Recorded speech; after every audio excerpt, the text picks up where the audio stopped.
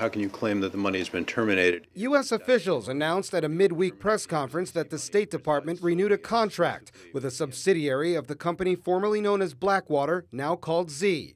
Officials say the DynCorp international contract with Presidential Airways applies to aviation services arranged for the transport of diplomats. There is a standard clause in the contracts that we have that if we have to extend an operation for a period of time, we can do so. The original agreement with Airways ended on Thursday, but DynCorp, slated to take over the air missions, mostly using helicopters, isn't ready. The State Department says the transition is complex and that moving more deliberately would be more beneficial to everyone involved. I can't predict how long this process will take, but we would expect it to be temporary and of relatively short duration.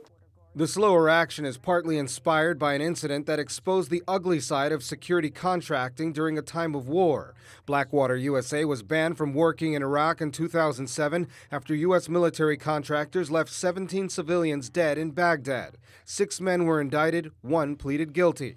The company rebranded its enterprise with the Z label.